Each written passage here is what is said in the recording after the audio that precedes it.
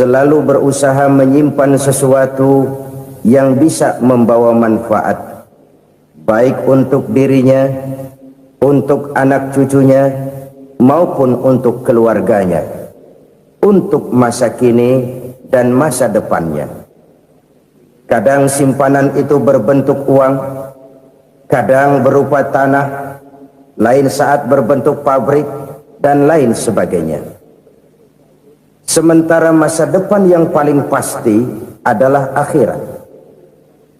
Jika untuk masa depan dunia kita rela memeras keringat, membanting tulang, pergi pagi dan pulang petang, menyimpan uang, menyimpan tanah, menyimpan pabrik, pernahkah kita merenung jika satu saat kiamat datang, kita dibangkitkan dari kubur masing-masing, berdiri di padang mahsyar untuk mempertanggungjawabkan seluruh kegiatan hidup kita di dunia ini, lalu kita akan menuju ke alam akhirat? Sudahkah kita mempunyai simpanan untuk akhirat kita?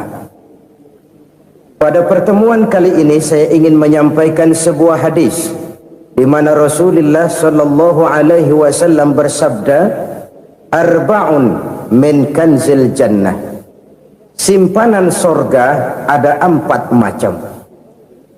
Yang pertama, ikhfa'us sadaqah, menyembunyikan sedekah. Saudara-saudara kaum muslimin, sebagaimana yang kita maklum bahwa Allah Subhanahu wa taala melebihkan sebagian rezeki dari kita terhadap yang lain. Ada yang kaya, ada yang setengah kaya, ada yang miskin, ada yang setengah miskin, dan selanjutnya. Ada yang gajinya kecil tapi penghasilannya gede. Ada yang penghasilannya gede tapi nggak punya gaji. Ada juga yang memang gajinya gede dan penghasilannya gede. Kelebihan rezeki merupakan sunnatullah dan tidak harus membuat kita merasa lebih dari yang lain. Bahkan sebaliknya, kelebihan itu harus membuat kita ringan tangan untuk menolong mereka yang memang memerlukan pertolongan. Kalau saudara diberikan ilmu, maka pertanyaan akhirat cuma satu: ilmumu kau amalkan untuk apa? Kalau saudara diberikan umur yang panjang, pengadilan akhirat juga bertanya satu: umurmu kau habiskan di mana? Tapi kalau saudara diberikan harta, pengadilan akhirat akan bertanya dua: hartamu kau dapat dari mana? Kau belanjakan kemana? Dari mananya ditanya, dan kemananya juga ditanya. Oleh karena kita akan dimintakan pertanggungan jawab, maka amanah yang bernama harta ini harus kita gunakan dengan sebaik-baiknya. Ada penggunaan yang merupakan kewajiban, itu zakat namanya. Ada penggunaan yang sewaktu-waktu, itu infak namanya. Ada yang lebih sewaktu-waktu lagi, dan itu sedekah namanya. Zakat dia terikat oleh haul dan nisab, oleh putaran batas waktu dan ukuran dari harta itu sendiri. Sedangkan infak terikat oleh situasi dan kondisi perekonomian seseorang. Sedangkan sedekah tidak terikat dengan apapun. Dalam kondisi seperti apapun kita bisa melakukan sedekah dengan yang terkecil sekalipun. Sampai-sampai Rasulullah sallallahu alaihi wasallam mengajarkan, la tahqiranna minal ma'rufi syai'an walau an talqa akhaka biwajhin talik. Atau ada hadis, tabassumuka fi wajhi akhika laka shadaqah. Senyumanmu kepada temanmu adalah sedekah. Jadi untuk melakukan sedekah tidak harus dalam berbentuk uang. Dengan ilmu kita bisa sedekah, dengan tenaga kita bisa bersedekah, dengan pikiran kita bisa bersedekah, bahkan senyum kepada teman itu pun sedekah.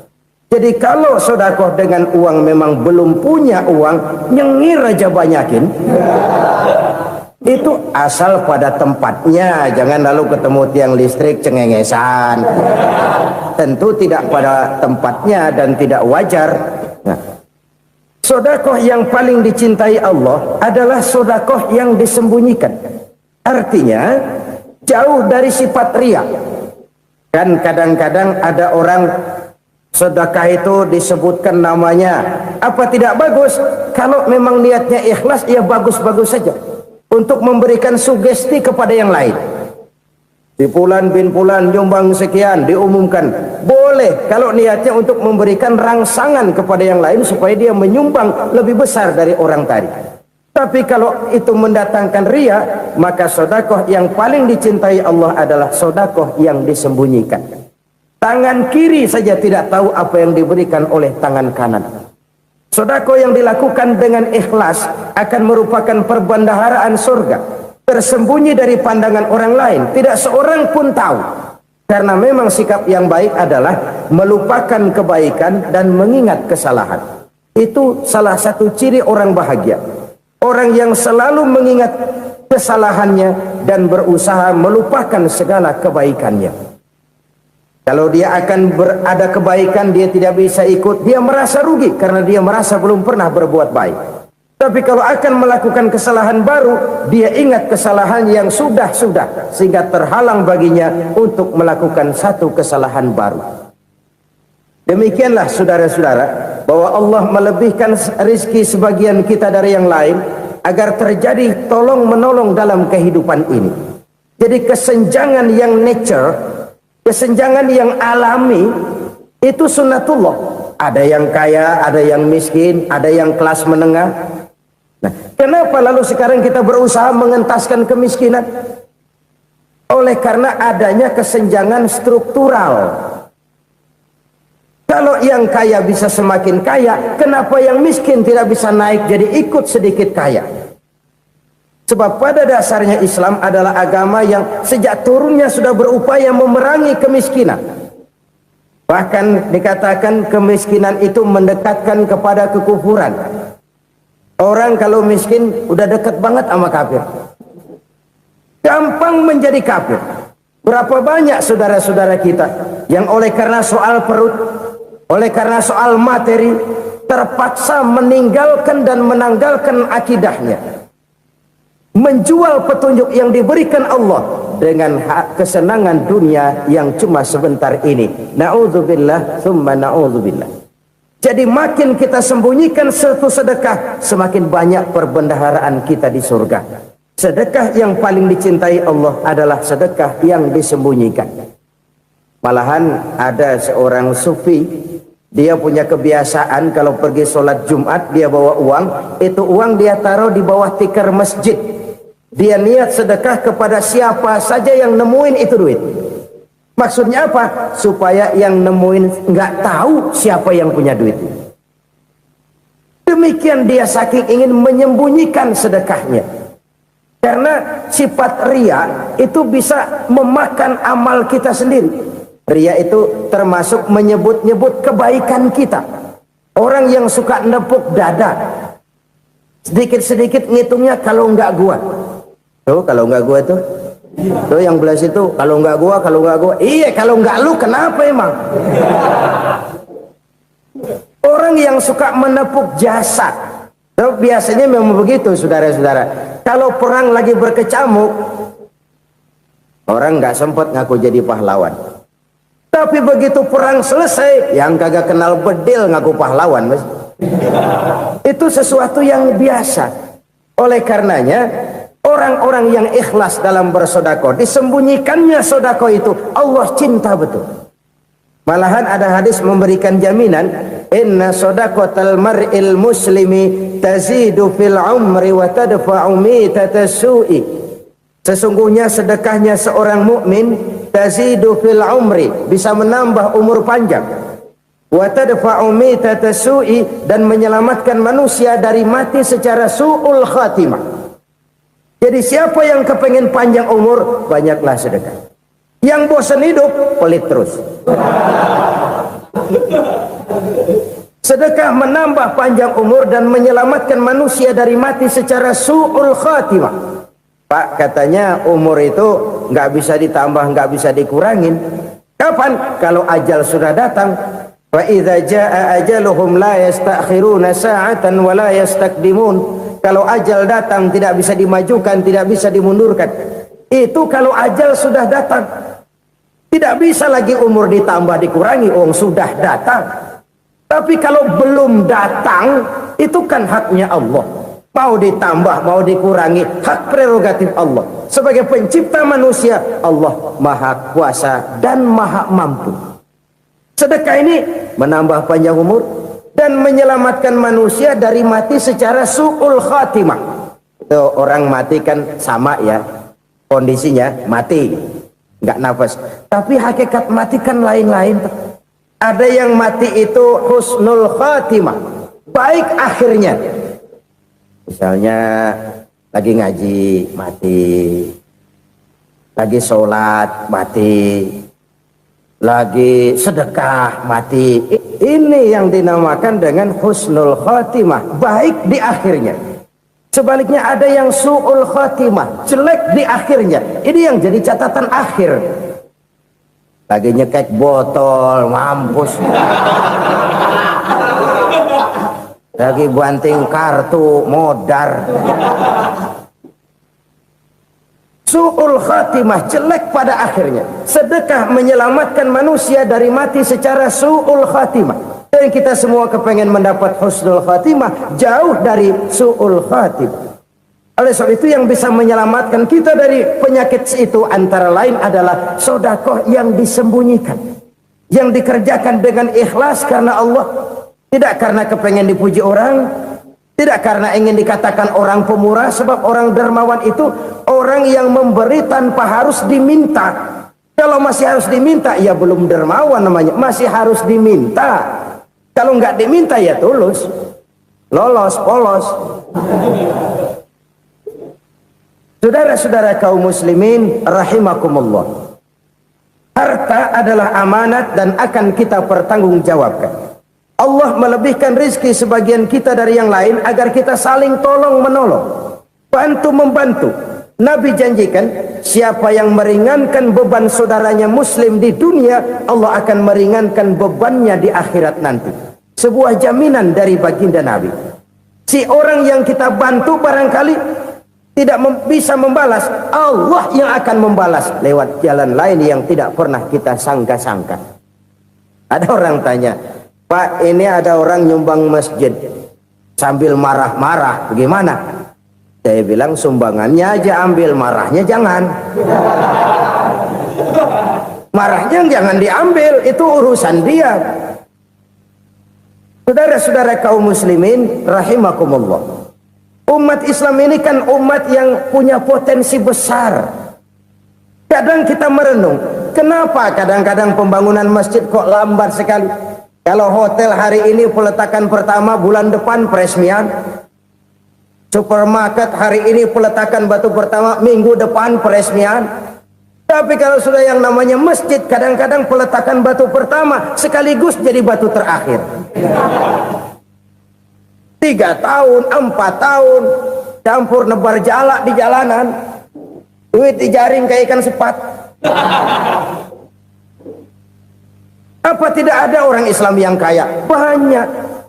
Apa tidak ada pengusaha muslim yang jadi konglomerat? Ada. Lalu yang belum banyak itu yang komit terhadap nilai-nilai agamanya. Akhirnya kita jatuh jadi umat yang lemah.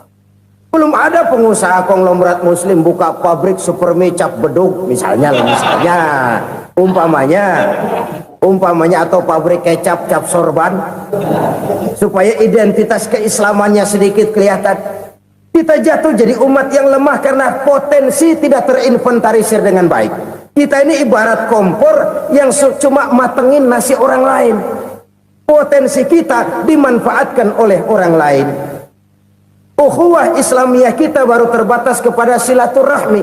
Ukhuwah di bidang ekonomi kita lemah, ukhuwah di bidang kebudayaan kita lemah, apalagi ukhuwah di bidang politik kita lebih rapuh lagi. Padahal ukhuwah itu adalah totalitas kehidupan manusia, menyangkut ipolek sosbud, memerlukan nilai-nilai ukhuwah. Jadi oleh karena itu mari kita menyadari, di dalam harta kita, walaupun kita yang cari, pergi pagi, pulang sore, peras keringat, banting tulang, di sana ada harta anak yatim. Di sana ada hak masjid.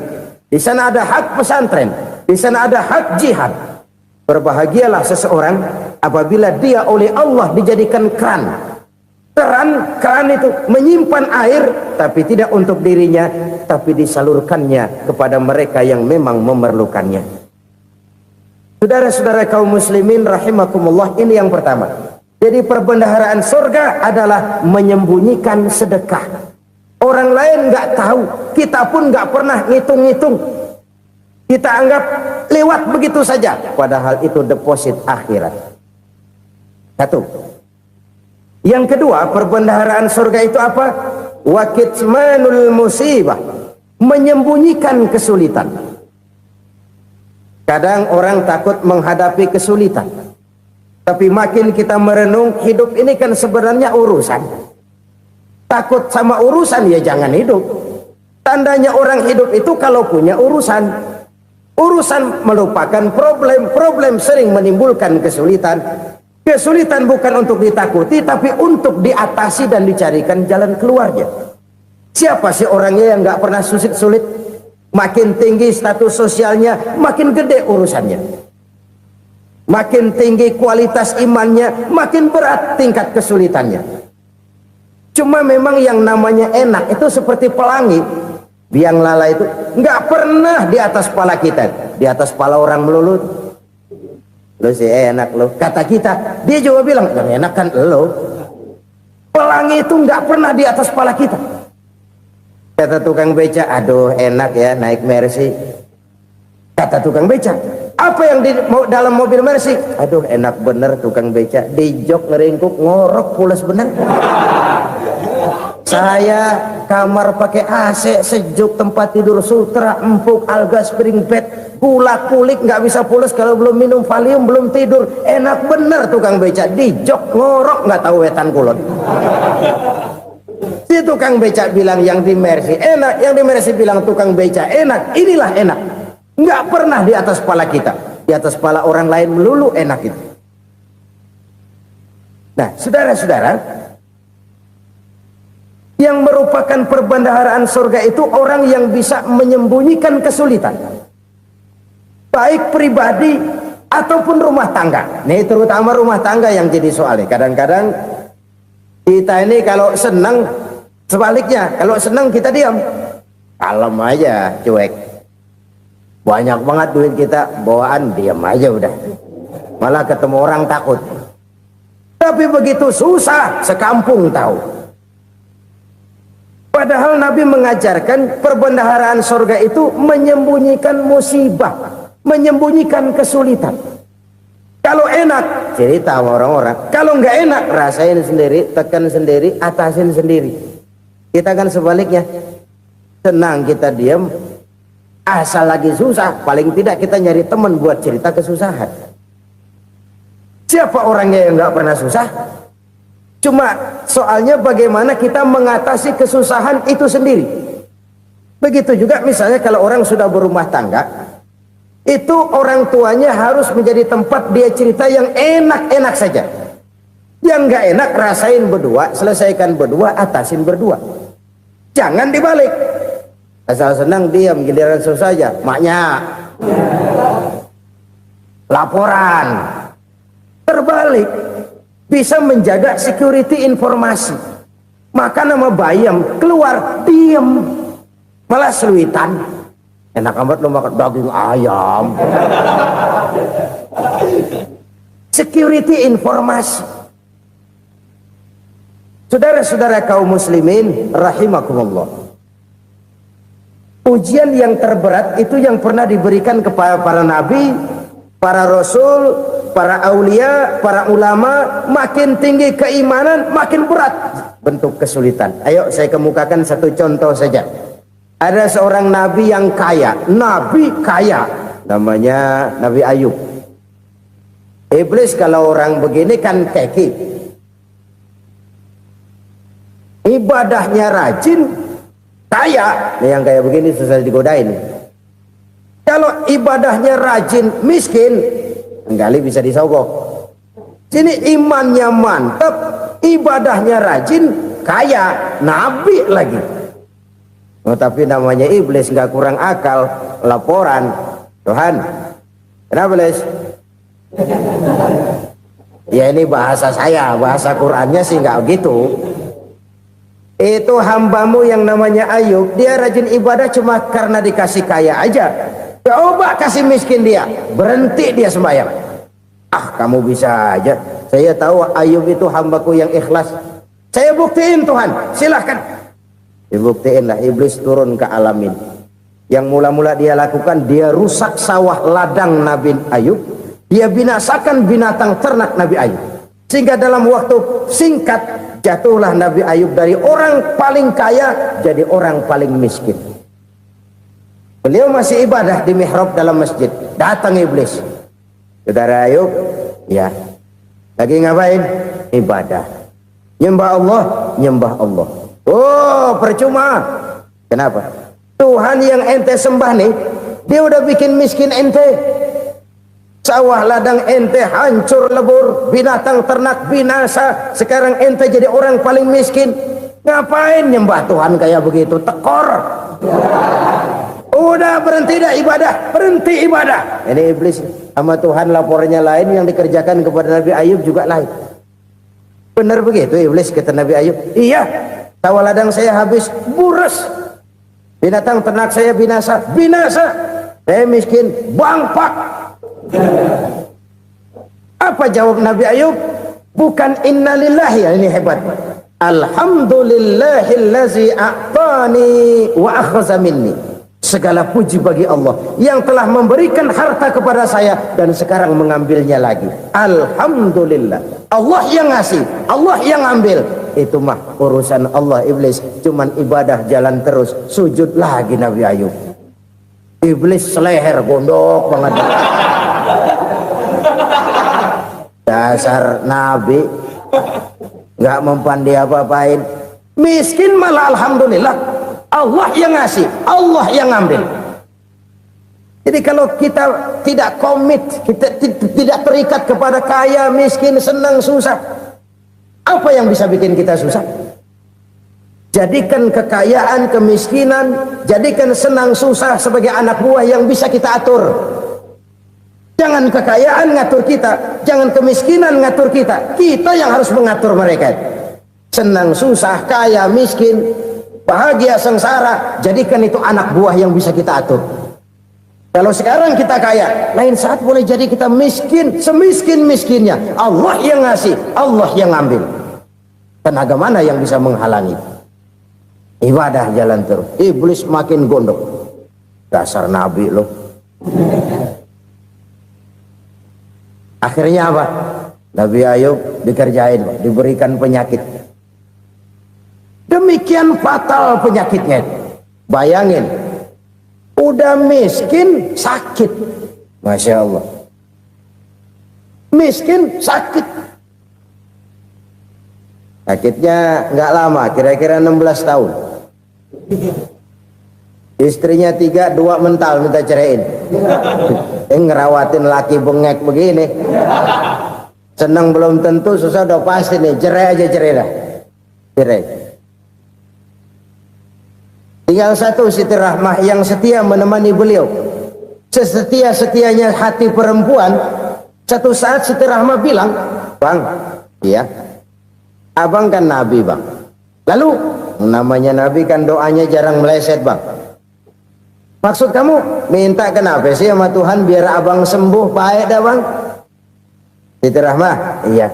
Saya sakit berapa tahun sih dah? 16 tahun bang. Sebelum ini saya sehat berapa tahun? Ya kira-kira 60 tahun bang. Nah coba ente banding-bandingin Rahmah. Saya dikasih sehat 60 tahun, dikasih sakit 16 tahun. Sudah nggak sabar mau doa kepada Allah minta sembuh. Saya malu kepada Allah. Diuji dengan yang luar biasa seperti ini, tidak mengganggu stabilitas kehambaannya. Dia tetap menghamba kepada Allah Subhanahu wa ta'ala. Saudara-saudara kaum muslimin rahimakumullah. Kunci menghadapi kesulitan itu apa? Allah jelaskan dalam satu ayat, wa basyiris sabirin alladzina iza asabathum musibah qalu inna lillahi wa inna ilaihi raji'un. Gembirakan orang-orang yang sabar Siapa mereka itu?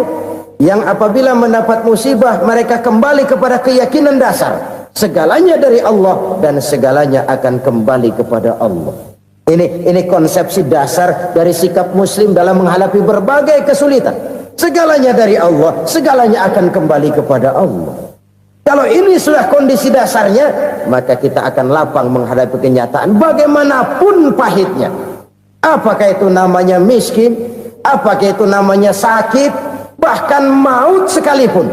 Maut sekalipun. Segalanya dari Allah, segalanya akan kembali kepada Allah. Ini sikap hidup, bukan sekedar ucapan. Kita kadang-kadang menjadikannya sebagai ucapan. Mulutnya sehingga berhenti, innalillahi wa inna ilaihi rajiun, tapi nangisnya terus gerung-gerungan. Bukan itu, ini kesadaran moral. Kalau segalanya dari Allah, segalanya kembali kepada Allah, kan sebenarnya cuma nunggu giliran. Hari ini saya nyembayangin dia, entah hari apa saya disembayangin orang. Hari ini saya antar dia ke kubur, entah hari apa orang nganterin saya ke kubur. Hari ini saya tahlilkan dia, entah nanti kapan orang tahlilkan saya. Segalanya dari Allah, segalanya akan kembali juga kepada Allah. Oleh sebab itu saudara-saudara, kesulitan bukan untuk ditakuti. Kesulitan justru untuk diatasi, dicarikan jalan keluarnya. Dan tidak ada orang yang tidak pernah mendapat kesulitan. Tidak ada. Semakin tinggi status sosial, semakin tinggi kualitas keimanan, semakin besar juga tingkat kesulitan. Hanya saja bagaimana cara kita mengatasinya. Dan Al-Quran menyatakan, inna ma'al usri yusra. Di balik kesulitan itu pasti ada kemudahan. Roda itu berputar. Karena itu Rasulullah sallallahu alaihi wasallam mengingatkan kepada kita, ta'arraf ilallahi firraha ya'rifka fisyiddah. Ingatlah kepada Allah di waktu kamu senang, supaya Allah ingat kepada kamu di waktu kamu susah. Kalau waktu senang kita ingat kepada Allah, kita susah, Allah tidak akan meninggalkan kita. Tapi kalau waktu senang kita jauh dari Allah, sujud tidak sempat, dengan masjid jauh, ketika senang kita lupakan Allah. Nanti begitu kita susah, Allah lupakan kita, dan itu menyakitkan. Oleh karena itu orang-orang tua kita dulu bilang, kalau lagi sehat ingat-ingat lu bakal sakit nanti. Kalau lagi kaya ingat-ingat satu saat kita bakal jatuh miskin. Bahkan kalau lagi muda ingat-ingat kita bakal tua. Dan yang terpenting, kalau lagi hidup ingat-ingat kita bakal mati. Saudara-saudara kaum muslimin rahimakumullah. Jadi yang kedua yang merupakan perbendaharaan surga, menyembunyikan musibah. Saudara-saudara kaum muslimin rahimakumullah. Hal ketiga yang merupakan perbendaharaan surga adalah wasilatur rahmi. Orang yang suka bersilaturahmi. Sebagaimana yang kita maklum bahwa manusia adalah makhluk yang disebut zon politika. Makhluk sosial yang tidak mungkin hidup sendiri-sendiri. Betapa dan siapapun kita memerlukan orang lain. Bodoh betul manusia kalau tinggal di tengah masyarakat tapi tidak mau bermasyarakat. Merasa hebat sendiri, pinter sendiri, gagah sendiri, kaya sendiri. Mungkin kalau mati juga ngubur sendiri. Jangankan kita di sini, di sorga saja Nabi Adam waktu sendirian bengong melulu, mondar mandir. Allah tegur dam sepi dam. Ya ini kalau bahasa saya. Iya Tuhan sepi ini nggak ada coret-corekan pisan ini. Diciptakan Siti Hawa baru anteng Nabi Adam. Itu di surga. Cobalah. Umpamanya saudara tinggal di Jakarta nih. Kayak bener. Apaan aja di Jakarta punya saudara dah. Jembatan Semanggi ambil. Monas, Buntel bawa pulang.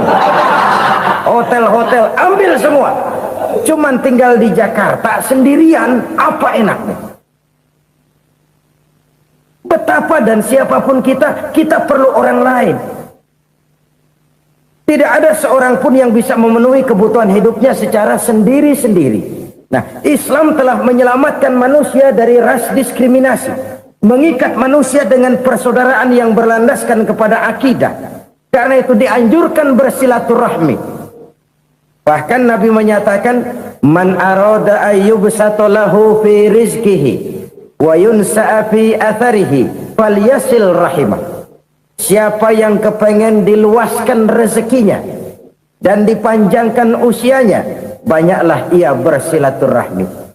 Siapa yang kepengen dimudahkan rezekinya, hendaknya ia banyak bersilaturahmi.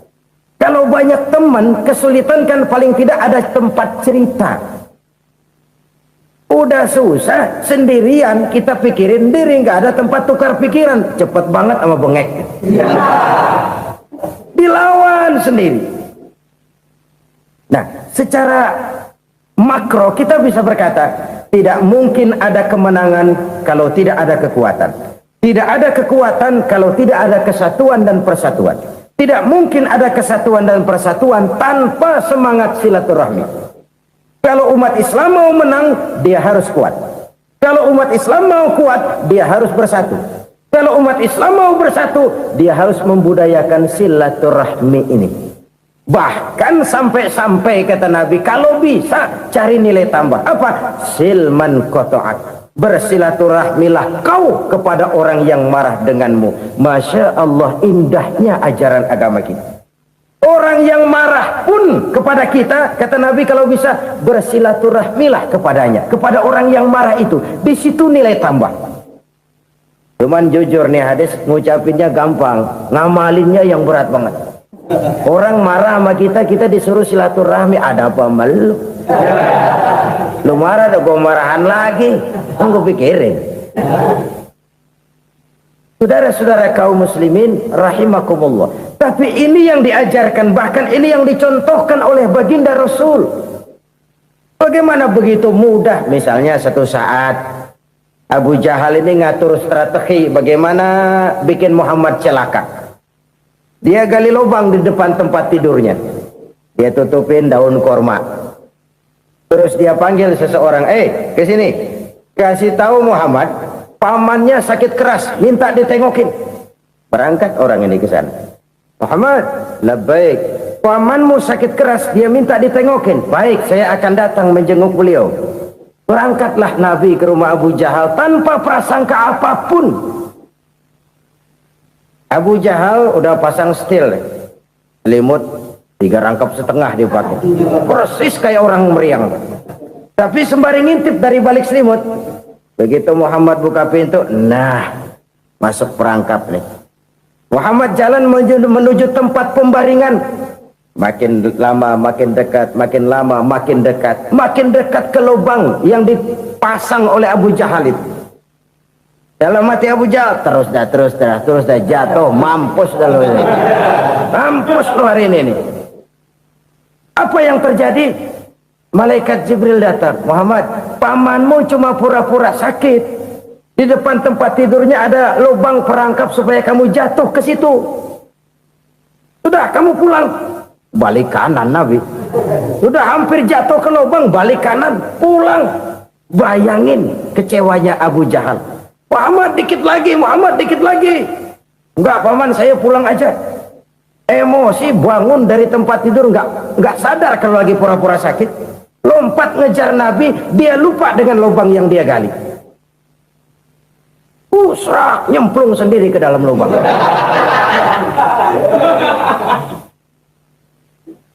Nabi terus berlalu. Ini terjadi keanehan. Jatuh ke lubang yang dia gali itu sebenarnya nggak terlalu dalam ya, antara 3-4 meteran lah. Tolong saya jatuh ke lubang ini.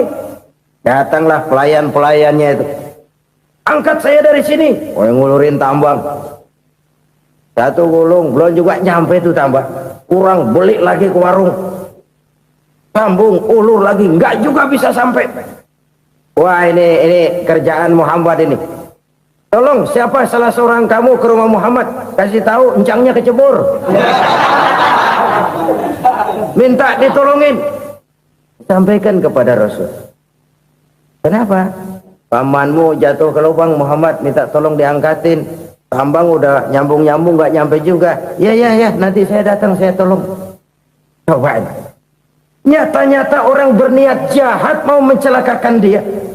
Datang dia menolong. Ini yang disebut air tuba dibalas air susu ya ini. Bukan sebaliknya. Air tuba dibalas air susu. Paman, kecebur ya? Iya Muhammad, tolong ini.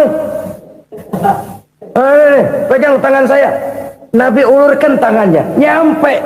Dipegang oleh Abu Jahal. Diangkat ke atas. Sampai atas. Apa kata Abu Jahal? Sihirmu memang hebat Muhammad. Udah ditolongin dikata sihir. Yang enak kita kemplang kan itu orang begitu. Urusan apa? Tapi inilah akhlak. Kalau bisa kamu bersilaturahmilah dengan orang yang marah kepadamu sekalipun. Orang marah kita tetap baik. So, kalau kita berbuat baik sama orang yang memang baik, rasanya sih biasa-biasa aja. Orang baik kita baik lagi, ya draw aja, belum ada nilai tambah di situ.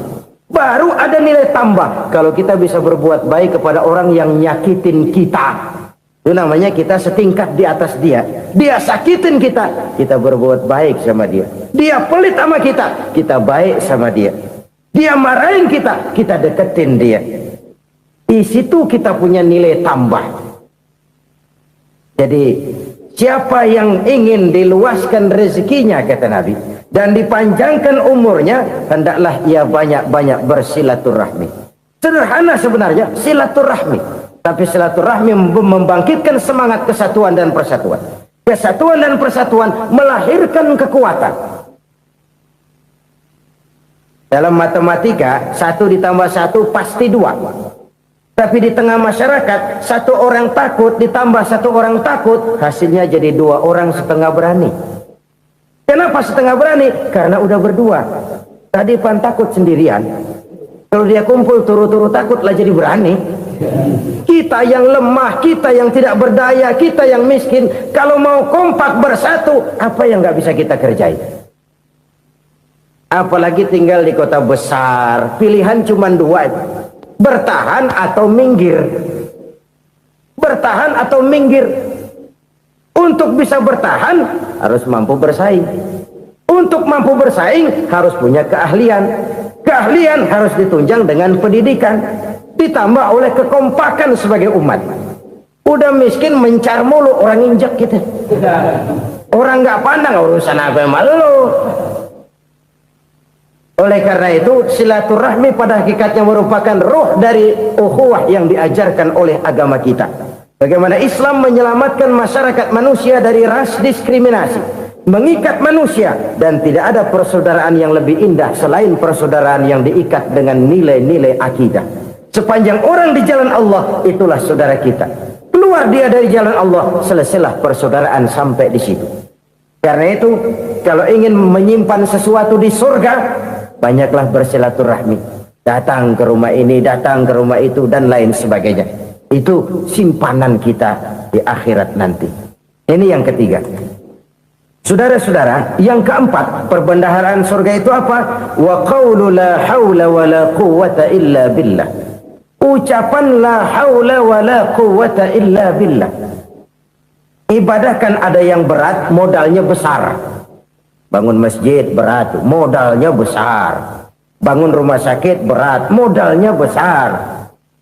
Ada ibadah yang berat, tapi modalnya ringan.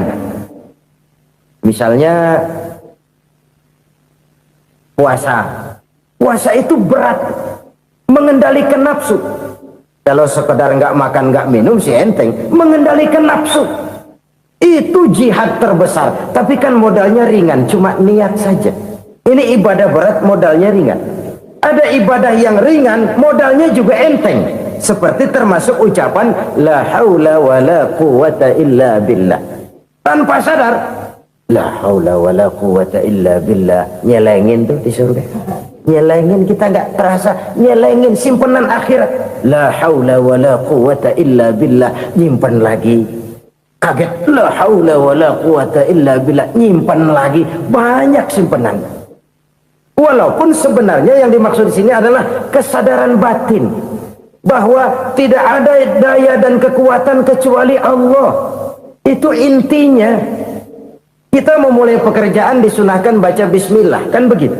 Apa itu? Kesadaran moral bahwa ini saya bisa kerjakan, saya kerjakan ini dengan menyebut nama Allah. Kenapa? Kalau Allah tidak memberikan daya dan kekuatan, mana mampu saya kerjakan ini. Maka saya kerjakan ini dengan menyebut nama Allah. Bismillah. Kesadaran moral. Manusia hanya wajib berusaha, tapi nggak pernah wajib berhasil. Banyak hal-hal yang kalau kita renungkan secara rasio nggak mungkin, tapi jadi kenyataan. La haula wa la quwata illa billah. Tidak ada daya dan kekuatan kecuali bagi Allah semata-mata. Kesadaran moral akan kelemahan dan keterbatasan makhluk bernama manusia. Kadang kita kagum dengan otak, tapi kita sering lupa sama yang bikin otak. Padahal bagaimanapun hebatnya otak, yang bikin otak pasti lebih hebat dari otak. Nggak percaya, silahkan otak-otakan. Inilah kecenderungan. Kita kagum dengan pesawat-pesawat mutakhir, bukan main, besi gede banget terbang itu.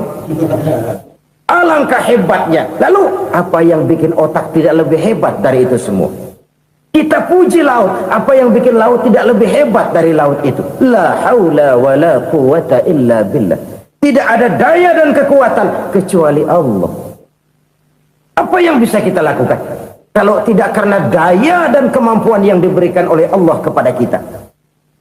Lahirlah sikap tawadu, rendah hati, tidak melonjak menjadi angkuh dan sombong, sadar akan kelemahan dan keterbatasan diri. Sebagai makhluk yang diciptakan oleh Allah Subhanahu wa ta'ala. Jadi satu sisi ini ucapan yang berpahala, la haula, jadi wiridan. Pada sisi lain ini kesadaran moral, sikap mental, kesadaran batin, bahwa yang punya daya dan kekuatan itu cuma Allah. Kita nggak pantas untuk sombong, sebab sombong itu pakaiannya Allah. Kita nggak sedang pakai pakaian Allah, kegedean. Dan makin kita renungi, makin terbentur. Apa sih yang bisa kita sombongin? Kita mau sombong apa? Kaya? Pintar?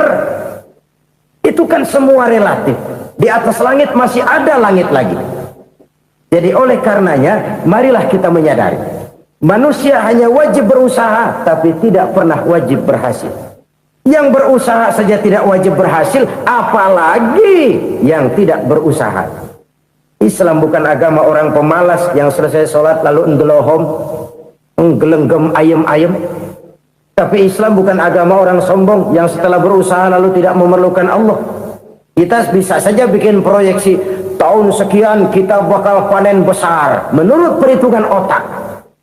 Tapi ada kejadian lain. Apa? Tikus ngambek. Habis itu dimakanin tikus, panen gagal. Proyeksi rasional gagal oleh tikus-tikus yang ngambek itu. Bisa saja terjadi. Tahun depan kita panen besar, urung. Kenapa? Musim panas panjang. Dan sekarang ini koran-koran bikin berita musim mengalami penyelewengan. Bukan cuma manusia yang nyeleweng sekarang. Musim pakai nyeleweng. Mestinya kan musim hujan udah selesai, masih hujan-hujan juga. Musim. Nah sekarang kita boleh bikin proyeksi, kita bakal panen besar. Tahu-tahu musim panas panjang, sawah retak, air kering. Cari teknokrat yang paling botak, suruh pendekin tuh musim panas. La haula wa la quwata illa billah. Inilah kesadaran moral. Saudara, saya teringat satu saat ada seorang konglomerat. Umurnya ya kira-kira 70-an. Satu saat dia ditanya oleh wartawan, "Pak, umur Bapak berapa sih?" "Ya paling 10 tahun." 10 tahun? 10 tahun? Anak Bapak berapa orang? Satu saja? Satu. Harta Bapak berapa? Ya paling-paling bangsa 7 juta kali. 7 juta? Iya. Pak, kenapa Bapak bohongi saya? Bapak punya buku biografi. Koran-koran, majalah-majalah banyak memuat cerita riwayat hidup Bapak. Saya tahu umur Bapak 70. Kenapa bilang cuma 7 tahun? Saya tahu anak Bapak 8. Kenapa cuma bilang 1? Saya tahu harta bapak miliaran, mungkin triliunan, pabrik di mana-mana, bank di mana-mana. Kenapa bilang uang bapak cuma 7 juta? Nah, kata si konglomerat tadi, kamu benar nak, kamu benar. Umur saya kalau jumlahnya memang 70 nak. Cuman ingat-ingat saya, baru 7 tahun terakhir ini saya sujud. Baru 7 tahun terakhir ini saya berusaha dekat dengan Allah. Saya laksanakan perintahnya, saya jauhi larangannya. 7 tahun inilah rasanya yang ada nilainya di hadapan Allah. Yang 63 tahun matong, kelabu, kelem umur gue. Habis untuk maksiat, untuk munkarat. Maka ketika ditanya tadi, umur saya 7 tahun itu. Oh begitu Pak. Oh iya. Lalu anak Pak, anak bapak kan 8. Kenapa bilang cuma 1? Nah, kalau jumlah hitungannya memang anak saya 8. Tapi dari 8 orang ini rasanya cuma 1 nih yang bakal jadi buah hati, belahan jantung, pelanjut cerita, penerus sejarah, bakal jadi anak soleh yang akan mendoakan saya. Cuma 1 rasanya anak saya ini yang bakal jadi buah hati saya, besar-besaran saya, yang akan mendoakan di kubur saya, yang akan mendoakan di akhirat saya. Yang 7 orang mana? Masya Allah, yang 1 tenggeng, yang 1 nyekek botol mulu, yang 1 nggak karu-karuan. Makanya saya bilang 1 anak saya yang akan bisa mendoakan saya. Oh begitu Pak. Iya. Nah harta Pak, harta bapak kan triliunan, pabrik bapak di mana-mana, uang bapak hampir di tiap bank-bank besar. Kenapa bilang cuma 7 juta? Betul kau nak. Harta saya kalau jumlahnya memang miliaran, triliunan mungkin. Tapi yang saya ingat baru 7 juta tuh yang saya belanjakan di jalan Allah. Saya nyumbang masjid, saya santuni yatim piatu, saya bantu pembangunan pesantren, saya bantu pembangunan rumah sakit Islam. Itu yang akan saya bawa pulang ke akhirat, yang 7 juta itu. Yang triliunan itu nanti akan diperebutkan oleh anak-anak saya sebagai waris saya. Jadi harta saya 7 juta itu yang bakal nemenin saya di akhirat, yang akan saya bawa pulang jadi teman saya. Saudara-saudara kaum muslimin, jangan-jangan orang tua itu adalah kita-kita ini. Jangan-jangan kita-kita ini adalah orang tua itu. Jangan-jangan itu potret dari diri kita masing-masing. Dari sekian umur yang diberikan Allah, berapa tahun yang ada nilainya di hadapan Allah? Dari sekian anak-anak yang merupakan amanah, berapa yang akan mendoakan kita sebagai orang tuanya menjadi anak soleh? Dari sekian banyak harta yang diberikan Allah, berapa yang akan kita bawa pulang menghadapnya nanti, yang kita belanjakan di jalan Allah? Ini sebuah potret kehidupan. Karena itu kita kembali kepada la haula wa la quwata illa billah. Kita wajib berusaha, kita wajib berikhtiar. Selebihnya segala daya dan kekuatan hanya milik Allah saja semata-mata. Satu kesadaran batin dari setiap pribadi muslim. Setelah ia berusaha dan berikhtiar, ia menyerahkannya kepada Allah Subhanahu wa ta'ala. Jadi satu sisi ini merupakan wiridan ucapan yang mengandung pahala, pada sisi lain ini merupakan sikap batin dari seorang muslim di dalam ia menghadapi realitas kehidupan ini. Saudara-saudara kaum muslimin rahimakumullah, kalau ini kita jadikan satu basis kehidupan, maka ini akan menyelamatkan manusia dari kemungkinan tergelincir menjadi orang yang lupa diri dan lupa darat. Sebab itu Imamul Ghazali berpesan, jadidis safinah fa innal bahra amiq wa khuziz zad fa inna safara ba'id wa khaffifil hamla fa innal hamla sadid. Perbarui selalu kapalmu karena lautan sangat dalam. Bawa bekal yang banyak karena perjalanan ini sangat jauh. Ringankan beban karena kebanyakan beban akan menyakitkan. Alangkah indah kalimat ini, alangkah dalam makna yang terkandung di sana. Perbarui selalu kapalmu karena lautan sangat dalam. Apa artinya ini? Jaga mentalmu baik-baik. Pelihara imanmu baik-baik karena hidup penuh cobaan seperti lautan. Kita kalau berlayar di lautan kan kadang-kadang tenang, angin bertiup sepoi-sepoi basah. Jika malam datang bintang gemintang bertabur menghias cakrawala. rembulan memantulkan sinarnya dengan indah. Dalam keadaan begitu berlayar enak, tapi lain saat ombak menggunung, halilintar menyambar, angin topan bertiup. Berapa banyak sudah saudara-saudara kita yang tenggelam di lautan dunia tanpa sadar bahwa dia belum sampai kepada pantai yang akan dituju. Berapa banyak sudah saudara-saudara kita yang tenggelam di lautan dunia ini tanpa sempat bangkit lagi. Dia menyangka sudah sampai kepada tujuannya. Hati-hati kapal jangan sampai bocor karena lautan sangat dalam. Iman ini jaga baik-baik karena hidup penuh dengan ujian. Wa khuzizat fa inna safar ba'id. Bawa bekal yang banyak karena perjalanan sangat jauh. Saudara mau ke Bandung, bawa duit. Saudara mau ke Surabaya, banyakan lagi duitnya. Saudara mau ke Mekah, gepokan, iketan tuh duit nggak lembaran lagi. Makin jauh perjalanan, makin banyak bekal yang harus kita bawa. Kalau saudara dari Jakarta mau ke Surabaya, kagak bawa duit berangkat juga, itu sih bukan berani namanya, nekat. Sampai Surabaya belum tentu, sengsara di jalan udah pasti. Kenapa? Nggak bawa bekal berangkat. Sama juga kita nih, misalnya belum sempat sembahyang, mati. Waduh, berani banget orang. Belum punya bekal, mati, sengsara di jalan. Atau bekal tidak cukup. Dari Jakarta saudara mau ke Surabaya, bawa duit 500 perak. Paling jauh Cikampek nyampenya itu. Paling jauh itu.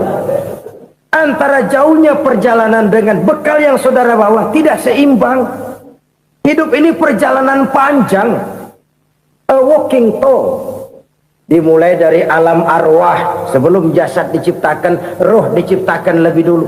Dari situ pindah ke alam rahim, dari alam rahim pindah ke alam dunia, dari alam dunia pindah ke alam barzah, baru menuju akhirat. Satu perjalanan panjang. Kalau bekal tidak bawa, sengsara di jalan. Bawa bekal yang banyak karena perjalanan ini sangat jauh. Wa khaffifil hamla, ringankan beban karena beban itu cuma akan menyulitkan. Kalau bekal itu sih keperluan, tapi beban nggak kita perluin, cuma ngeberat-beratin. Apa ini beban? Dosa, kecurangan, kebatilan, kesoliman, ketidakadilan, kesewenang-wenangan. Itu akan jadi beban kita di akhirat. Alangkah celakanya, perjalanan panjang, bekal tidak bawa, beban kelewat banyak, alamat sengsara di jalan. Pahala tidak ada, dosa berlipat ganda. Na'udzubillah, summa na'udzubillah. Kalau kita rangkum nasihat Al-Ghazali dengan kisah si konglomerat tadi, kita akan mengambil kesimpulan. Pertama, bekal terbaik dalam menghadapi gejolak kehidupan ini tidak lain adalah iman. Yang kedua, pahala dan dosa. Dua hal kontroversial. Pahala adalah bekal, dosa adalah beban. Tapi kita sekarang kan tidak begitu terangsang kepada yang abstrak.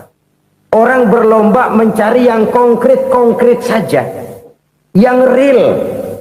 Kalau memang dosa, benjol dong, kira-kira begitu. Kira-kira begitu. Persis orang Yahudi dulu. Orang Yahudi itu kan pernah minta kepada Nabi Musa, Ya Musa, lan nu'mina laka hatta narallaha jahrah. Musa, kami nggak bakal mau beriman kepada Allah kalau belum kami lihat Allah ada nongkrong di depan kami. Kalau memang Tuhan ada, taruh dong di depan kami. Mau yang konkret-konkret saja. Kalau memang dosa, benjol dong. Kalau memang pahala, berasa dong. Orang terangsang kepada yang real, yang konkret-konkret saja. Karena itu, untuk mengejar dosa, orang mau bayar. Tapi untuk mengejar pahala, walaupun tidak bayar, orang segan. Ini yang dikatakan oleh Nabi, kamu mengharapkan ke surga, tapi kamu berat melaksanakan sesuatu yang bisa membawa kamu ke surga. Kamu ingin jauh dari neraka, tapi tiap saat kamu lakukan perbuatan-perbuatan yang justru menjerumuskan kamu ke neraka. Idda'aitum an-najata minan nar wa ramaitum fiha anfusakum. Kamu ingin selamat dari neraka, tapi kamu lemparkan diri kamu ke neraka. Kamu ingin masuk surga, tapi berat sekali kamu melakukan perbuatan-perbuatan yang bisa menyampaikan kamu di surga. Saudara-saudara kaum muslimin rahimakumullah. Jadi hal keempat yang merupakan perbendaharaan surga adalah la haula wa la quwwata illa billah.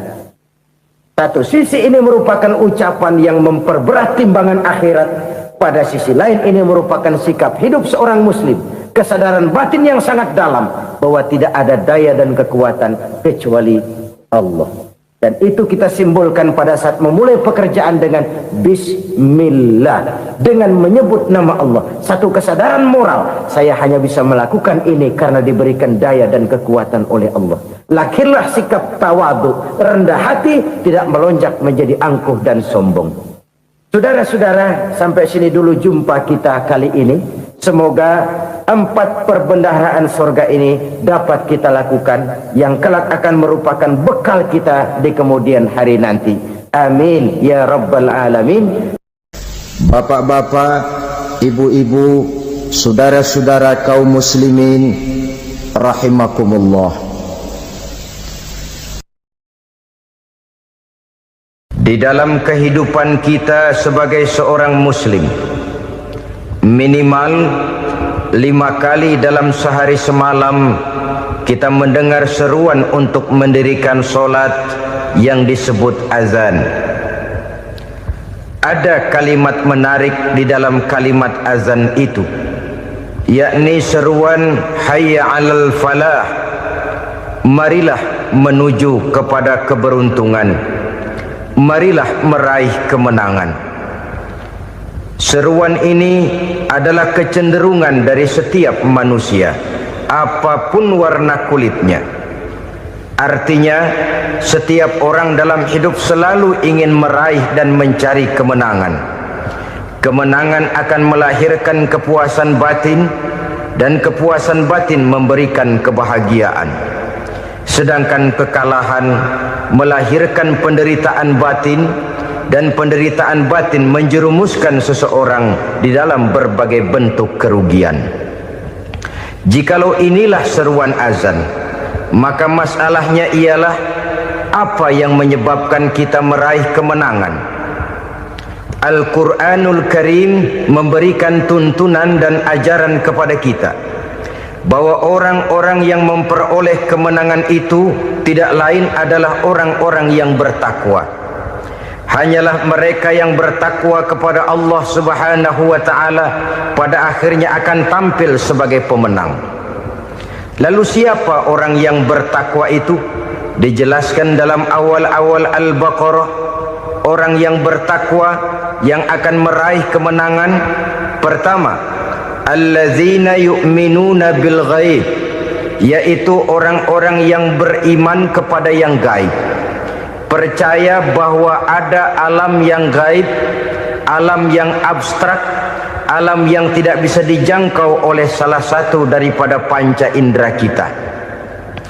Mereka percaya dan beriman kepada adanya malaikat, beriman kepada adanya iblis dan jin, beriman kepada adanya alam kubur, beriman kepada adanya alam mahsyar, beriman kepada adanya alam akhirat, beriman kepada adanya surga dan neraka.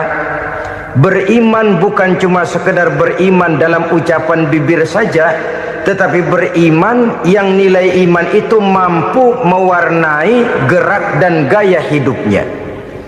Iman yang meresap sampai ke tulang sumsum, kemudian memberikan dampak positif di dalam kehidupan manusia. Alam, kita tahu, adalah sesuatu yang selain Allah, dan Allah bukanlah alam. Apapun namanya selain daripada Allah, itu adalah alam.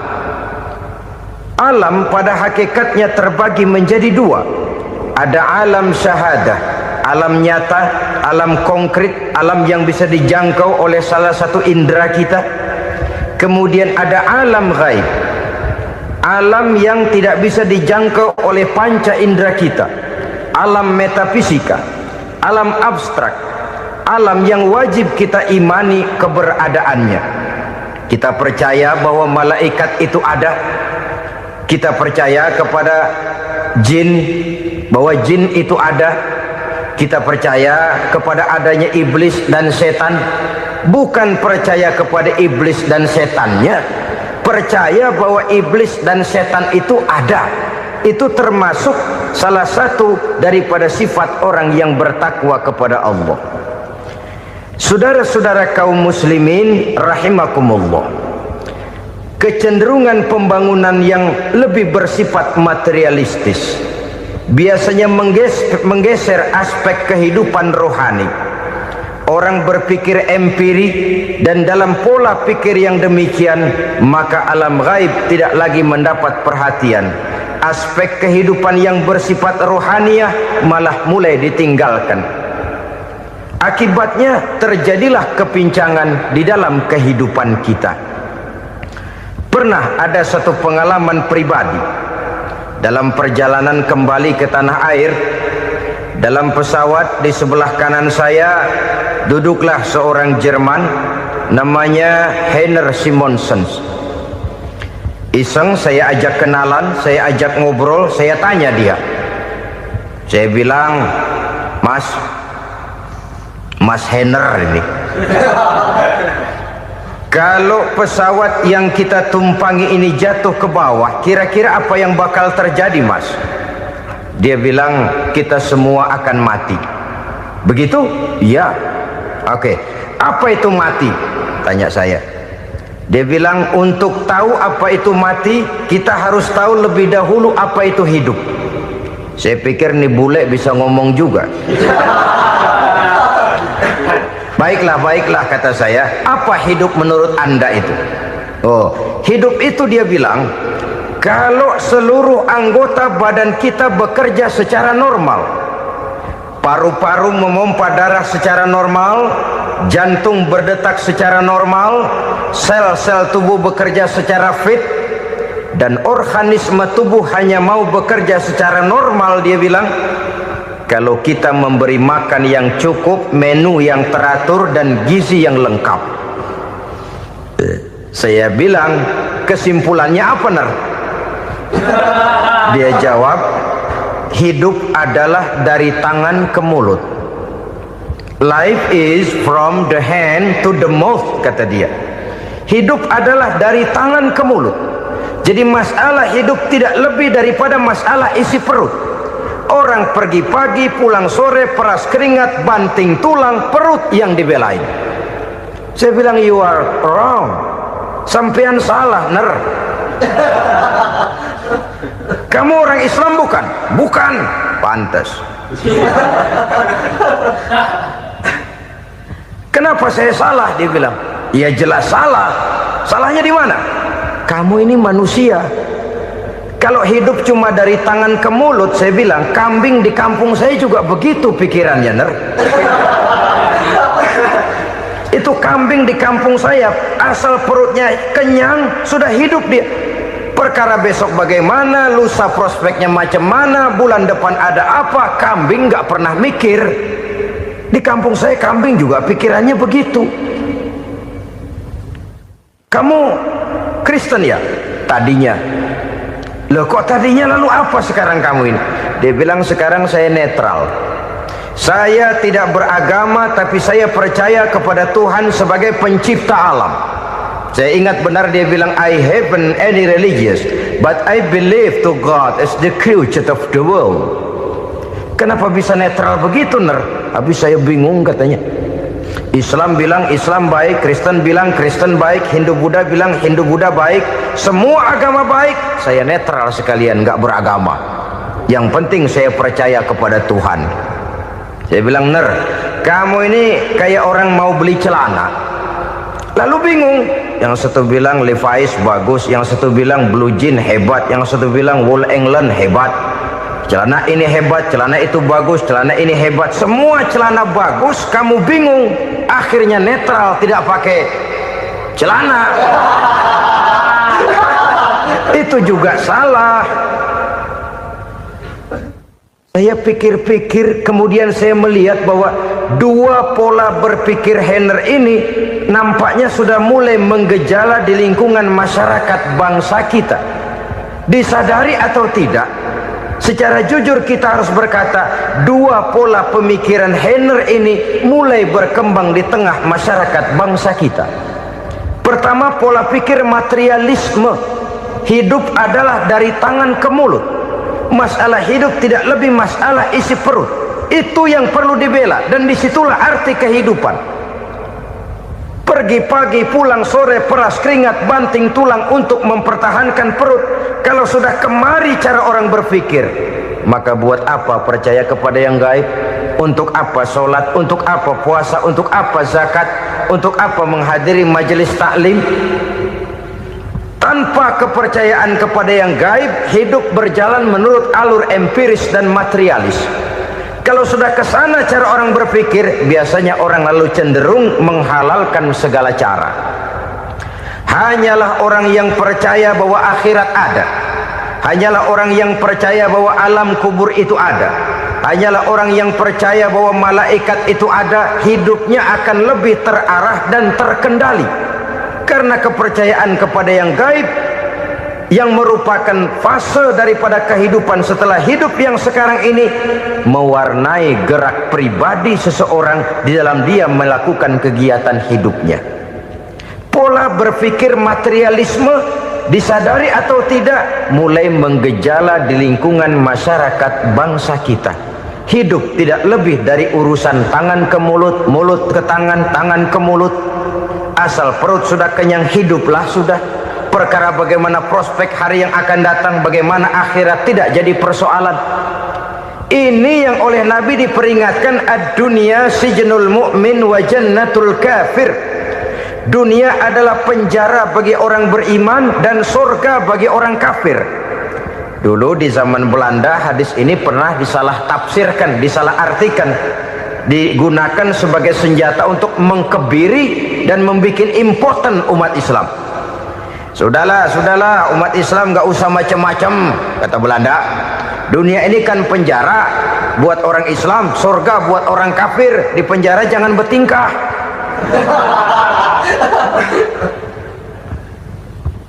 Pengertiannya tidak begitu. Dunia adalah penjara bagi orang mukmin. Artinya dalam kehidupan dunia seorang mukmin tidak bebas memperturutkan hawa nafsunya. Di penjara hawa nafsunya itu. Sebaliknya, surga bagi orang-orang kafir. Buat orang kafir, surgalah dunia ini. Mereka bebas memperturutkan hawa nafsunya, dilarang tidak terlarang, dicegah pun tidak tercegah. Mereka hidup menurut alur bisikan nafsu mereka sendiri. Kemudian bila ajal datang, maut merenggut nyawa, selesailah surganya sampai di situ.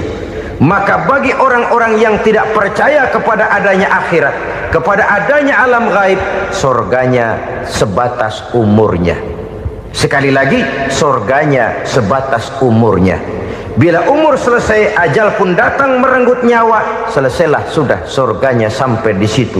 Alangkah pendeknya perjalanan orang-orang yang tidak percaya kepada alam gaib ini. Bagi kita mukmin, jikalau kita mampu memenjarakan hawa nafsu, kita bisa bahagia di dunia ini. Dan Islam memang tidak menyuruh kita sengsara di dunia. Raih dunia, kejar dunia, gapai dunia sebagai alat untuk mencapai kebahagiaan di akhirat nanti. Hidup adalah satu perjalanan panjang yang terbentang sejak kita terlahir dari alam rahim sampai kepada alam akhirat nanti. Andai kata kita gagal meraih kebahagiaan di dunia, toh kita masih punya akhirat. Tapi jangan jadi dalil yang melemahkan semangat. Biarin dah kita di dunia kebelangsak, yang penting akhirat. Akhirnya dunia benar-benar kebelangsak. Bagaimana dunia ini bisa kita raih, dan bagaimana meraih dunia untuk menunjang kepentingan akhirat nanti. Yang kedua dari pikiran Henner yang saya lihat menggejala di lingkungan masyarakat bangsa kita, timbulnya manusia-manusia netral. Seolah-olah Tuhan yes, agama no. Sama Tuhan percaya, agama ogah. Tuhan ngangguk, giliran agama godeng. Padahal hampir dalam setiap ayat dalam Quran, kata-kata amanu biasanya bergandeng dengan wa amilus shalihat. iman dan amal soleh. Ini sebagai isyarat Tuhan dan agama jangan pernah dipisah-pisah. Apabila kita bertuhan, maka kita harus beragama. Apabila kita beragama, maka agama itu harus bersumberkan dari Tuhan yang kita imani itu. Tidak mungkin kita pisah, Tuhan yes, agama no. Sama Tuhan percaya tapi agama bikin sendiri. Sembayangnya cukup bengong 2 jam madep mulon.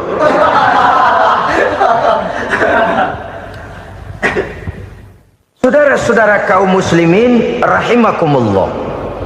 Jadi dengan demikian, agama yang kita akui merupakan unsur mutlak di dalam pembangunan sekarang ini, merupakan bagian dari kehidupan yang menuntun kita bahwa di balik alam nyata ini, di balik alam syahadah ini ada alam gaib.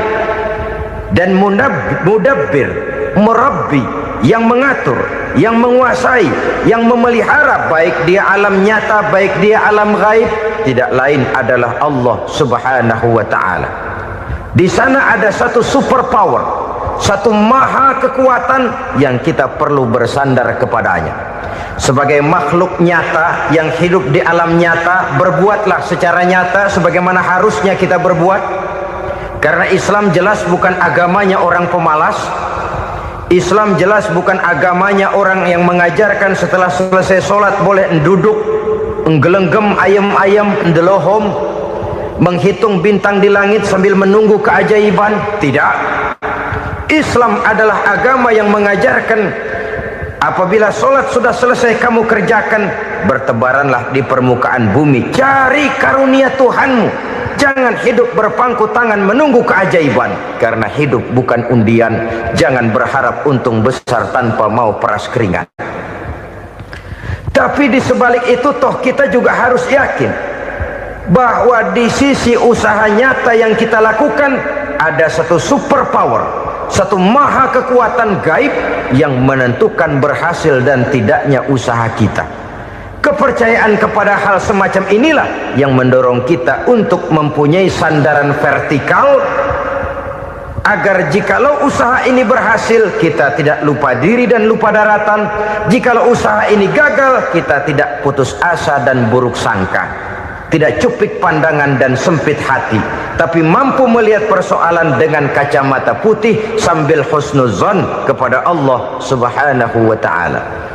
Kita percaya malaikat itu ada yang namanya raqib dan atid, mengawasi gerak hidup kita sampai kepada gerak hati kita. Ini memberikan sugesti agar kita berhati-hati, tidak sejengkal tanah pun kita bisa berlindung dari pengawasan raqib dan atid. Ada munkar nakir yang akan menyoal kita di alam kubur. Ada malaikat Malik, penjaga neraka. Ada malaikat Ridwan yang menjaga surga. Kita percaya kepada adanya jin, kita percaya kepada adanya setan, iblis. Percaya kepada adanya, bukan mempercayai si setan, si iblis lalu menjadikannya sebagai teman. Tidak. Percaya bahwa mereka itu ada dan merupakan makhluk Allah yang gaib, yang diciptakan Allah Azza wa Jalla. Kepercayaan kepada alam gaib memberikan motivasi terhadap gerak lahir manusia, sehingga dengan motivasi kepercayaan kepada yang gaib, gerak lahir jadi lebih terarah, jadi lebih terpelihara. Pernah seseorang bertanya, "Pak, apakah adanya akhirat bisa dibuktikan secara ilmiah?" Saya bilang tidak bisa, tidak bisa. Kenapa? Karena yang berangkat nggak pernah pulang kembali lagi.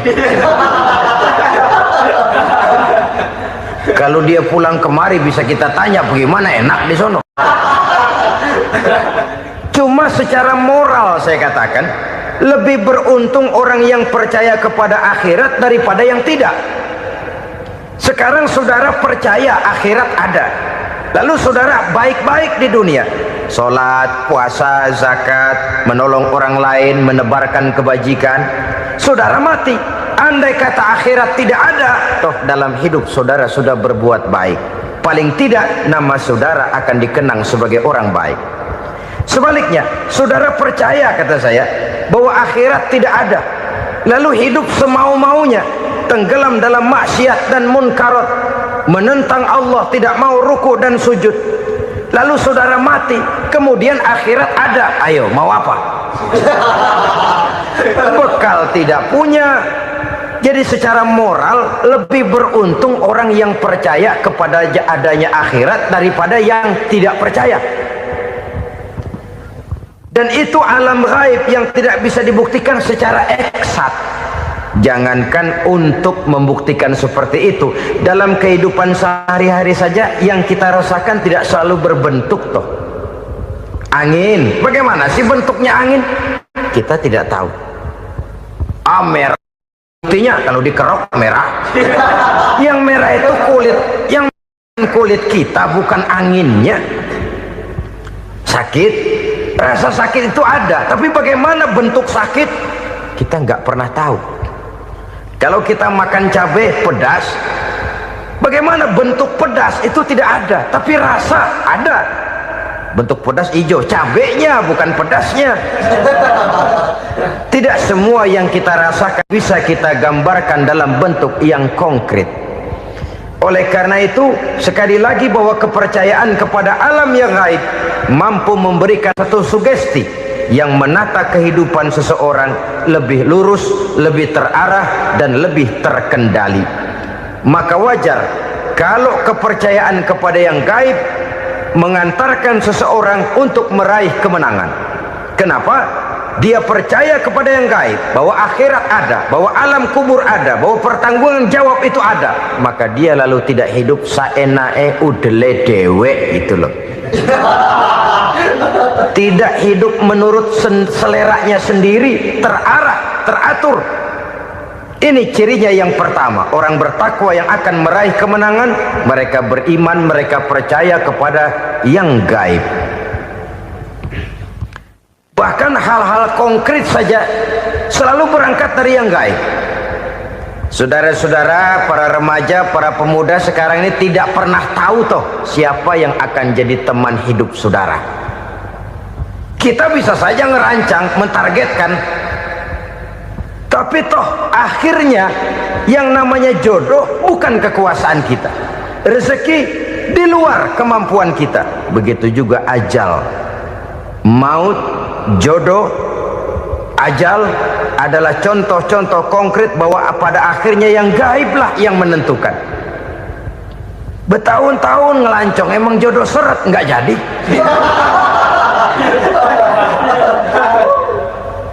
Begitu kenal baru setengah malam nginep ditangkap hansip kan.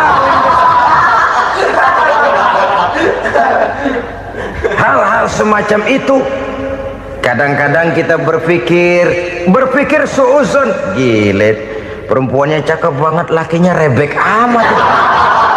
Memang begitulah jodohnya. Memang begitulah jodohnya. Saudara hadirin ma'asyiral muslimin yang saya hormati, jadi hal-hal yang konkret saja kita yakini sepenuhnya ditentukan oleh satu superpower yang gaib itu tadi. Dari sanalah segala ketentuan itu berangkat dan kesanalah segalanya akan kembali.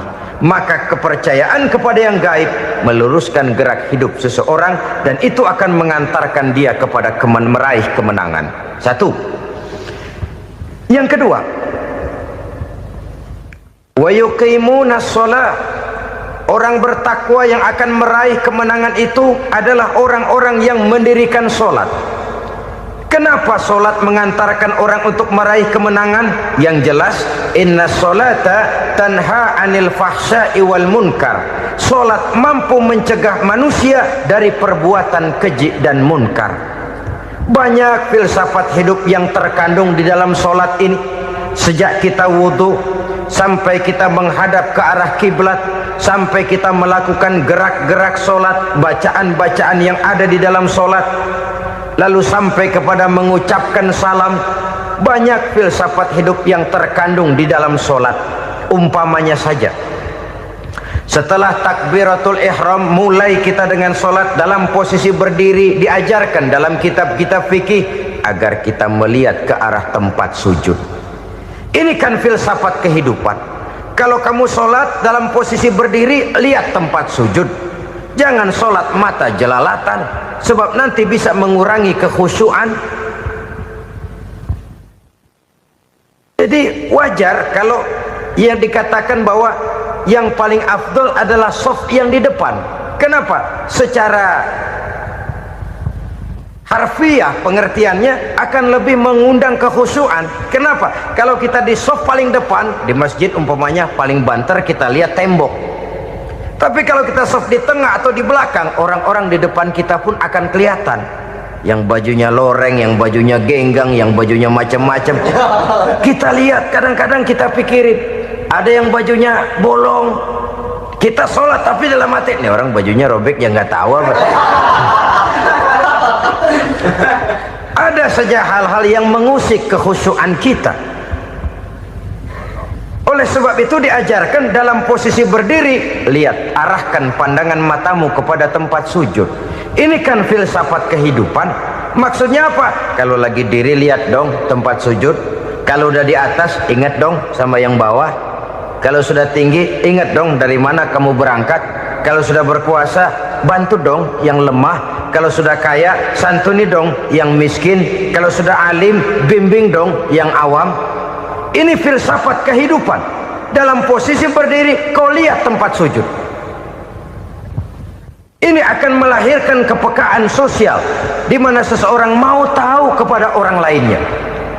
Bagaimanapun kaya kita, tinggi pangkat dan jabatan kita, jikalau hidup hanya untuk kepentingan perut sendiri saja, rasanya belum membawa manfaat di dalam kehidupan kita. Tapi efek yang tertinggi sesungguhnya, sholat mencegah manusia dari perbuatan keji dan munkar. Perbuatan keji dan munkar walaupun kelihatannya mendatangkan uang, membawa keuntungan, tapi itu keuntungan semu, keuntungan sementara. Dengan menipu orang lain kita bisa dapat untung, tapi tidak membawa berkah, dan itu adalah kerugian besar dalam kehidupan kita. Maka untuk meraih kemenangan harus dimulai dengan membentuk kepribadian yang tegar, memiliki sandaran vertikal yang langsung kepada Allah Subhanahu wa ta'ala, dan itu hanya bisa kita tempuh melalui jalur ibadah formal yang sudah ditentukan Allah, yakni sholat yang 5 waktu. Untuk memperkuat itu ada sholat sunnah, rawatib, nawafil sebagai terminal kontrol cadangan untuk memelihara stabilitas temperatur batin di dalam kita berhubungan dengan zat yang maha gaib, yaitu Allah Subhanahu wa ta'ala. Orang sering bertanya, Pak, itu tetangga saya nggak sholat, duitnya nggak habis-habis, Pak. Nggak sholat tapi mobilnya tambah terus, nggak sholat tapi usahanya makin maju. Tapi di sisi lain ada orang yang rajin sholat, rezekinya butak bener. Anaknya mana kurus, mana korengan. Saudara hadirin ma'asyiral muslimin rahimakumullah, harus saya katakan bahwa sholat memang bukan untuk cari duit. Sholat adalah sandaran vertikal kita kepada Allah. Sedangkan soal rezeki itu berkaitan dengan sifat Allah maha pengasih dan maha penyayang. Allah maha pengasih, siapapun dikasih kalau mau usaha. Allah maha penyayang, tidak semua orang disayang oleh Allah Azza wa Jalla. Dan belum tentu banyak harta itu merupakan nikmat. Mungkin juga istidraj. Artinya istidraj itu dikasih tapi diambulin, kalau bahasa Betawinya itu. Dikasih tapi diambulin, itu bukan merupakan nikmat sesungguhnya, lebih merupakan azab dari Allah Subhanahu wa ta'ala.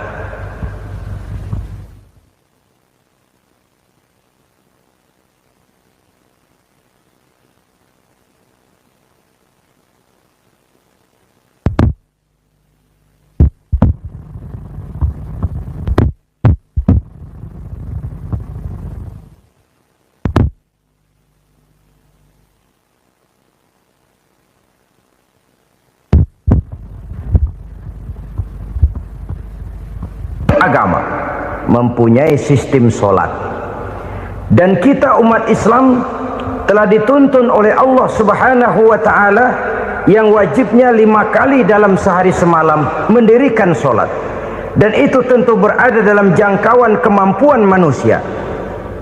Pada awalnya barangkali kita memang merasa sholat itu satu kewajiban, tapi semakin kita hayati makna, manfaat, dan filsafat yang terkandung di dalam ajaran sholat, semakin sampai kita kepada keyakinan bahwa sholat adalah keperluan kita.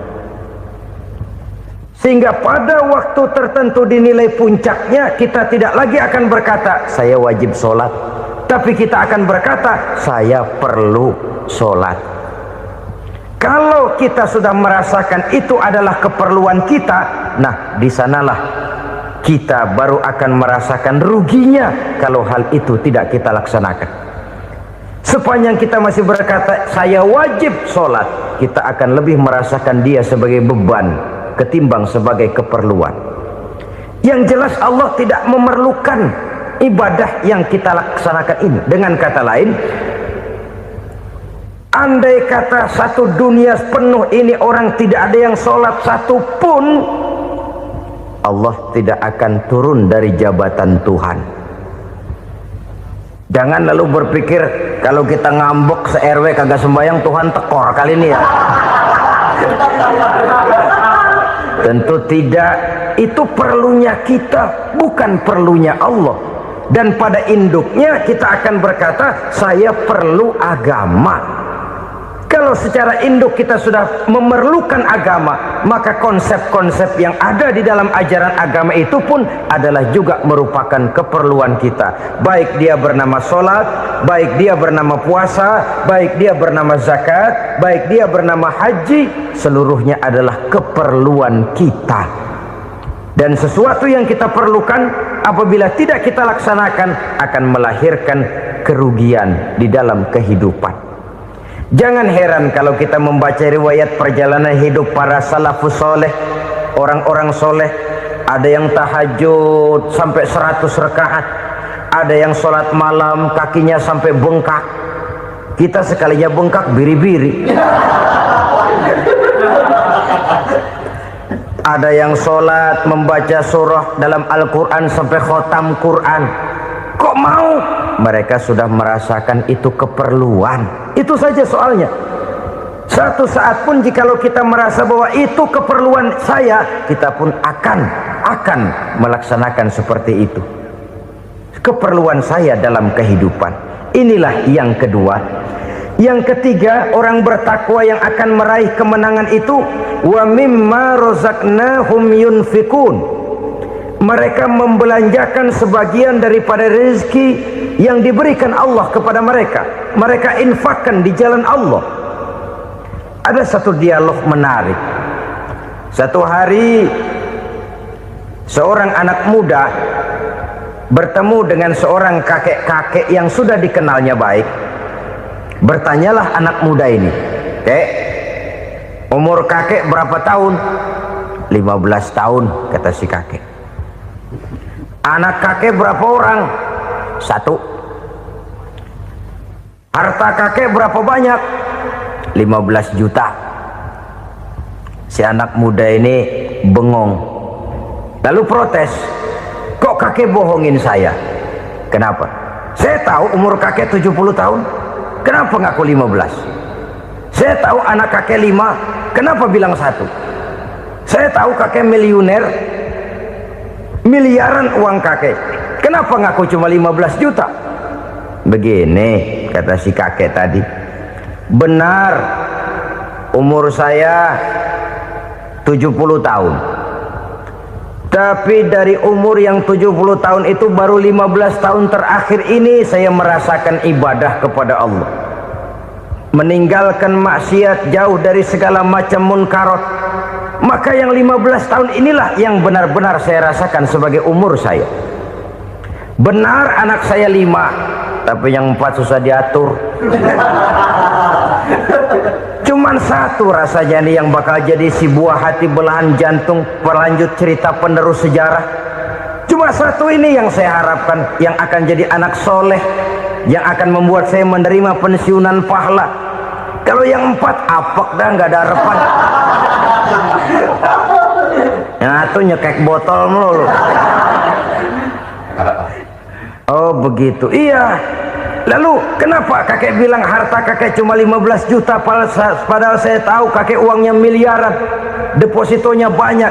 Ya karena 15 juta itulah yang saya ingat yang pernah saya belanjakan di jalan Allah. Saya merasa itulah harta saya yang sebenarnya. Yang miliaran yang saya simpan di bank kelak kalau satu saat saya mati akan jadi rebutan di antara anak-anak saya. Iya kalau anak saya soleh kayak yang satu ini. Kalau yang 4 tadi udah tulen dia bakal berantem dah berebut tuh. Jadi 15 juta yang saya belanjakan di jalan Allah inilah yang saya merasakan benar-benar harta saya yang sesungguhnya. Dialog ini patut menjadi bahan renungan kita bersama.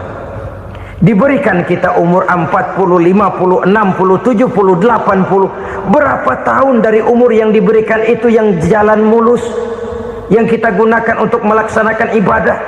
Banyak harta kita simpan di bank, di lemari, di dompet, di tas.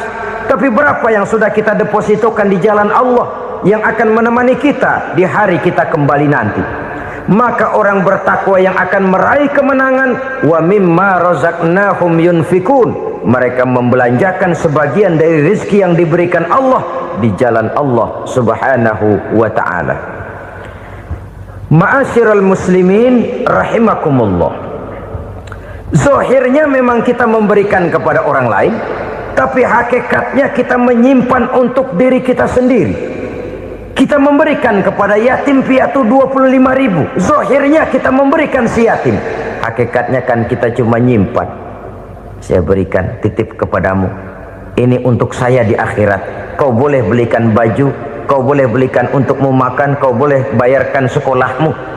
Ini untuk saya. Hakikatnya kita nyumbang masjid 1 juta, zahirnya kita berikan kepada panitia masjid, tapi hakikatnya kan cuma titip 1 juta ya untuk saya di alam kubur nanti. Silakan kau boleh belikan semen, ini uang, belikan besi, belikan pasir. Saya cuma sekedar titip untuk kepentingan saya. Hakikatnya kita cuma sekedar menitip. Sebagaimanapun pada hakikatnya, apapun yang kita miliki dalam kehidupan kan cuma sekedar hak guna pakai, bukan hak milik mutlak. Harta kita, rumah kita, kendaraan kita, kebun kita, pabrik kita, hak guna pakai saja. Hak milik mutlak cuma untuk Allah subhanahu wa ta'ala.